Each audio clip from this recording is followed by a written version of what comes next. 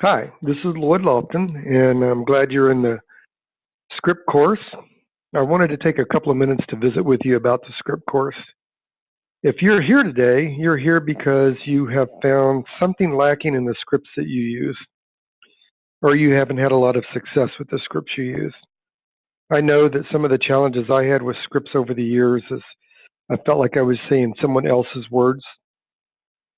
I felt like that I was saying the same thing to the prospect that everybody else said to them, or I got objections that it just didn't seem like I was able to handle them in a way that either got me the appointment or on sales scripts that actually got me the sale. So if you're here for some of those reasons, you're going to find some ways to overcome those problems. And the biggest thing you're going to be able to do is craft a script that fits you. I'm going to take a couple of minutes to walk you through the script course and show you how it works. And then I have a couple of closing comments for you. First of all, you scroll down on the page, and you'll see that there are a total of 23 scripts in here. Now, I want to tell you, these scripts include insurance and non-insurance related products. The insurance products are scripts to get appointments with, life insurance scripts, Medicare supplement scripts, final expense scripts. But really, it doesn't matter what the product is. It matters how you put together a script that incorporates the psychology of the selling process. In other words, how consumers buy, so that you're selling the problem consumers have, not the product. And that your script addresses the 4 basic categories of objections. You've been on some of my other trainings, you know that's no money, no need, no hurry, and no confidence. And if you haven't been on one of my other trainings, you need to get on it so you can learn that. So your scripts have to incorporate the 4 categories of objections that you get, so that by incorporating those in your script, there's less chance for them to come up later. So we're gonna also go through in the scripts handling objections. We're going to talk about powerful and passive words. We're going to cover everything you need so that your script and your presentation are effective for your business. For a lot of these scripts, not all of them, but for a lot of them, for example, I'm going to click on using voice here. And when I click on using voice to visit that lesson, if you look at the top right-hand side, you'll see that you've got the description. Then if you look at downloads and you click on the downloads, some of them you can have a download, like this one here, it's not downloadable. So if I go back to the basic phones approach, you'll find again, there's your description, top right-hand side. If you click downloads, you can download this lesson. The other thing I would encourage you to do on every lesson is click on the notes section and then type in your notes, because here's what happens. As you're going through the lesson, we tend to assimilate it in our mind to prior experience. We always tend to project what we feel like we can do in the future against what we've done in the past. So the only thing you can do to change your past results is to do something different in the future.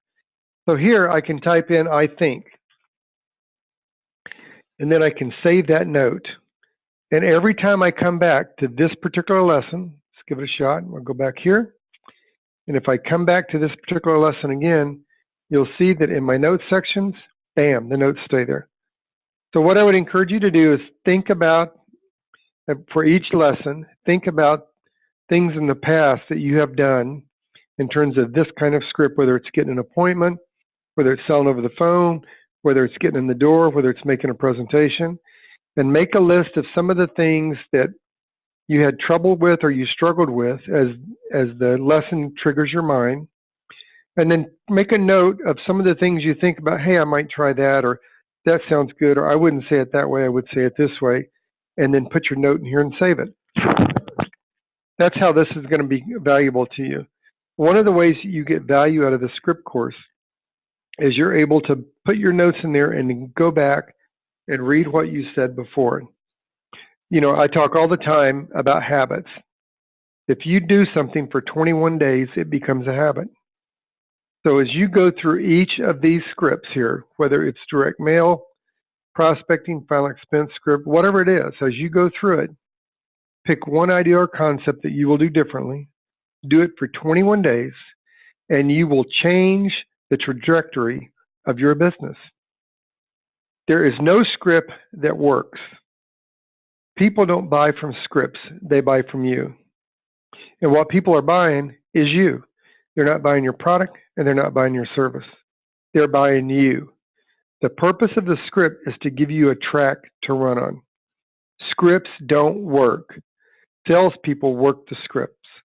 So you have to fashion the script to suit your selling personality. The people that buy from me may not buy from you, and the people that buy from you may not buy from me. They're buying you. That script has to fit your sales personality. But here's the thing. The reason we struggle with handling objections is because we're trying to think of what to say. The script should be an integrated part of your sales personality, just like your rebuttals should be an integrated part of your sales personality. You want this script to come across so fluid that it becomes a natural conversation with someone, not a quote-unquote script. And your goal, for example, when you're trying to get appointments, is to get people that are willing to talk to you, not people that are interested in buying from you. Your goal when you get an appointment is to get people to share a conversation with you and disclose their concerns, disclose personal health information, personal financial information, or personal fears or concerns. Your goal is for them to create a relationship with them so that in that conversation, they see you as someone that they would trust to disclose their most personal information and concerns about. The goal of a script is not to get you a sale.